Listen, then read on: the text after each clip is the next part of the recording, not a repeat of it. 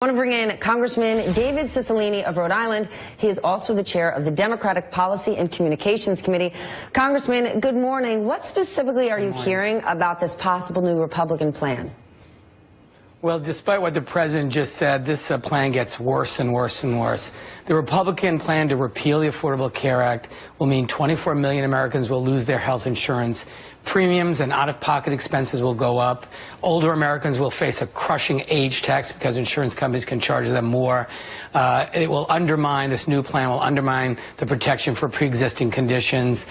Deep cuts in Medicare and Medicaid, and all to finance a $600 billion tax cut for the wealthiest Americans. The top 400 richest families will each get about $7 million in tax cuts. And what the Republicans at least are saying now is the improvement they claim to have made is to actually allow states a mechanism to be relieved of the requirement that insurance companies cover pre-existing conditions. So if that's their big improvement over a terrible plan, the American people certainly will reject it. This is a terrible plan. It will hurt people in my state. The Affordable Care Act has meant that 94% of Rhode Islanders are covered with health insurance, the highest rate in a very long time.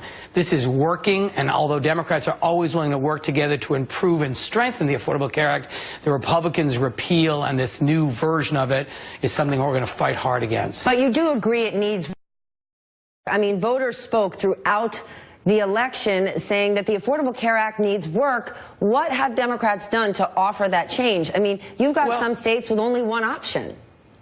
Sure. I mean, look, there's definitely things we can do in terms of helping to bring the cost of prescription drugs down, to increase competition in places that need it with a public option. There are a number of good suggestions out there, but the reality is the Republicans for the last 7.5 years have tried to repeal or gut Obamacare in its entirety. But do you have those changes? Do you have those changes inked and ready to roll? We absolutely. Look, Democrats have always been willing to say this is a complicated bill. No bill is perfect. There's always room to make it work better for the American people. We've always been willing to do that. We need a partner on the other side. And when the effort has been underway 50 or 60 times to repeal it in its entirety, when they knew they had a Democratic president who would veto that, now they have a president who says he'll sign it, and it's like the dog who caught the car. They don't know quite what to do. They should reject, give up on this idea of repeal, commit to working with Democrats to strengthen and make improvements in it so it can even better serve the American people. But this is working in many parts of the country very successfully. And of course, there are always ways you can make something work better. But the Republicans have been committed to repealing it so they can finance a big tax cut for the wealthiest Americans. That's something we just will never agree to. All right, I want to talk about financing something else. White House Budget Director Mick Mulvaney told the AP that he wants funding for that border wall included in a spending bill, as well as funds to hire additional immigration agents. Any shot he's going to get what they're looking for? Look, the president's skinny budget, which is what Mick Mulvaney just described, I think has been rejected by obviously the Democrats, but also many Republicans. This is a budget that makes deep cuts in education, science and research, health care, environmental protection, arts, the humanities, to fund a border wall and more border enforcement, where his own Secretary of Homeland Security said that by itself is not enough to secure our borders. This is not the answer. If he sticks to this, though, if he won't budge, are we headed for a shutdown, a government shutdown? Well, look, the Republicans have to, understand they have the responsibility to govern. And we have 1 week to keep the government open. They ought to put aside these very, very divisive issues, be responsible in terms of their leadership responsibilities in the Congress, put forth a budget that will keep the government open and a resolution to do that, and avoid these divisive issues where there's just not support in the Congress. One thing, they're responsible for keeping the government open. We're obviously willing partners. We got Democrats about governing, about doing the right thing for the American people, and they ought to do the same. I want to talk foreign policy for a moment. President Trump, he seems to be ramping up his effort to get out of that Iran nuclear deal. Yesterday, he said that Iran failed to fulfill the spirit of the deal. What was your response when you heard that? Well, I mean, I think this is just another problem with the current Trump administration. You have different agencies saying things different than the White House. We need some consistent messaging and consistency in our foreign policy. The State Department certified in a recent correspondence that, in fact, Iran has complied with the terms and conditions of the JCPOA.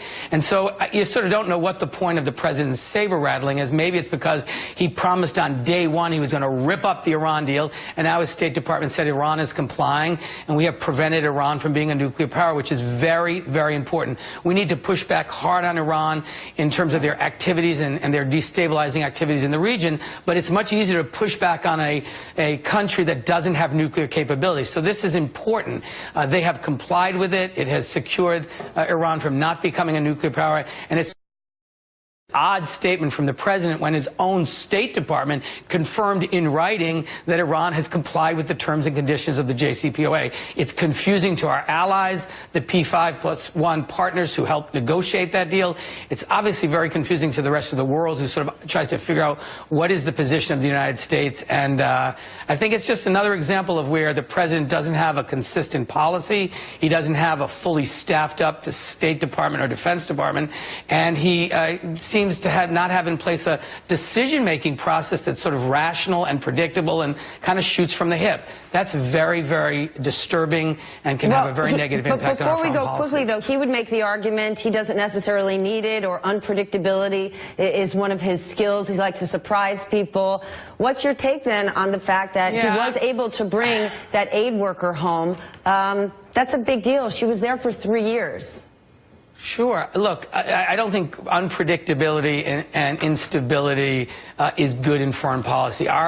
Our allies and our adversaries need to understand the United States says what it means and has a consistent policy, and we need to reassure our allies of our positions on important issues. And we're playing with very serious issues here. You're talking about nuclear weapons, a nuclear arms state like North Korea, important alliances around the world. I think predictability, honesty, and consistency matter. And I think the president overvalues his sort of own erratic, unpredictable behavior. I think that is not useful in the long term in terms of our position in the world.